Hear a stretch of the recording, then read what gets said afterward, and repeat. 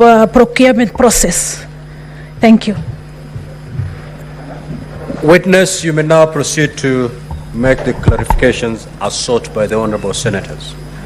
You have 10 minutes to do that.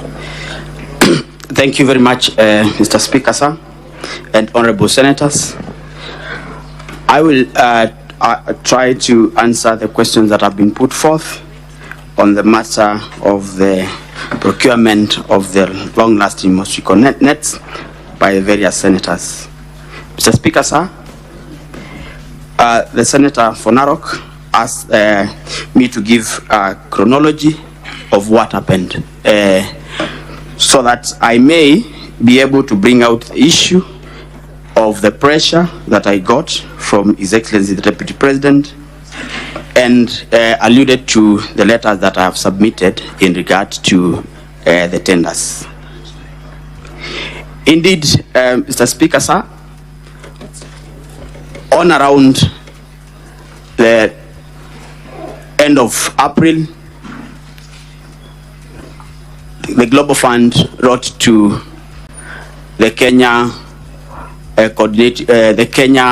Global Fund Management Office communicating a pre-award review decision to terminate the procurement of the 3.7 billion mosquito net tenders. Mr. Speaker, sir, this was after the procurement had been done earlier on in February by KEMSA, and it's a usual procedure during the procurement under the Global Fund.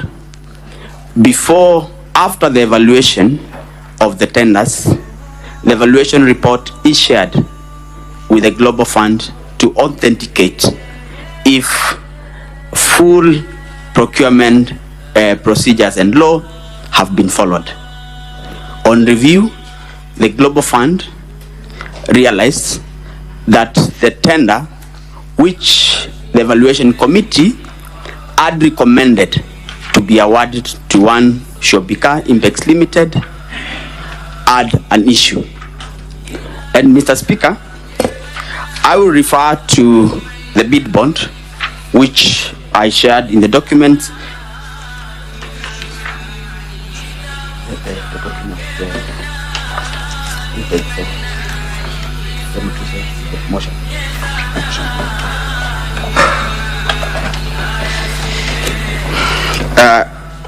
In the motion, I think is page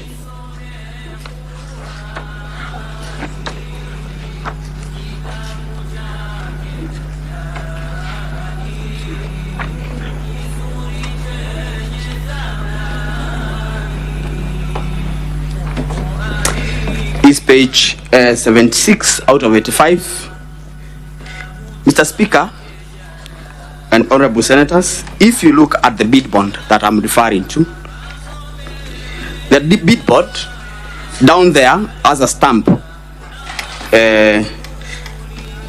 the 21st of February 2023, having been received by one Monica at 9:37 a.m.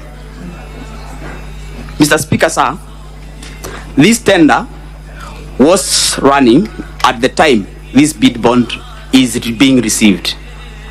The tender was supposed to close on the 10th of March, but the earlier closure, this bid bond did not come as part of the tender document. Usually, bid bonds are annexures to the tender document, and therefore this bid bond came as an ordinary mail.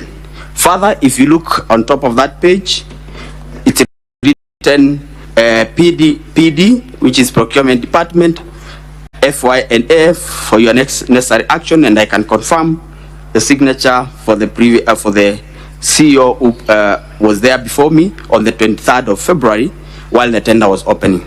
In other words, Mr. Speaker, sir, this bid bond already had issues even before the tender closed and was opened, and therefore the bid bond was submitted outside the tender document, which is already an irregularity in the procurement. Mr. Speaker, after the cancellation of these tenders, the Global Fund, this issue became brought an outcry, and as a result, a principal secretary, the CEO, and officials from the Ministry of Health and KEMSA were suspended as a result. The PS was actually dismissed. Mr. Speaker, sir, an investigation was instituted by the Public Procurement Regulatory Authority, the EACC, both houses of Parliament, both the National Assembly and the Senate, investigation onto the procurement anomalies. Mr. Speaker, one company wrote to us on the around June 12th or thereabout, asking for return of the bid bond. This company was Shobika, and we were able to, we did not have the document because EACC and other investigating agencies had taken the original documents. And therefore, we wrote back and informed them of the state. And when July came, I think the investigations were happening, officers were recording statements, and that is when I got a call from the Deputy President asking me to surrender the bid bond to Dr. Rigathi Kino. On the same day, because I called EACC, I informed them that, and for the record, Honorable Speaker, I had never received a call from anyone above my cabinet secretary. This was the first time I received a call from a sitting deputy president and requesting for documents that were under investigations. Mr. Speaker, in my 15 years of public service, I had never been asked to do that. And therefore, I felt coerced, and I had to leave the business that I had for the day, go to EACC, follow up the bid bond so that I am able to retrieve it. I was actually able to write a letter to them and follow it up because I had written a letter earlier, and I followed up and sat there for 5 hours for them to discharge the bid bond. And on the same date, I wrote a letter and called for them to collect the bid bond. I think, Mr. Speaker, that explains the conversation and the pressure that I felt as an officer serving in public service. I have explained that the company that had been awarded this tender through the technical evaluation was Shobika Impex, whose local agent, sole agent, is Crystal Limited. Mr. Speaker, sir,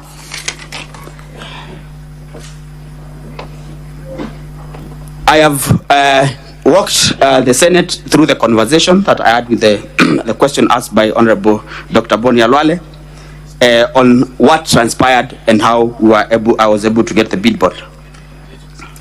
Yes, beyond the financial loss, Mr. Speaker, the nets that we were supposed to buy 14 million nets under KEMSA procurement.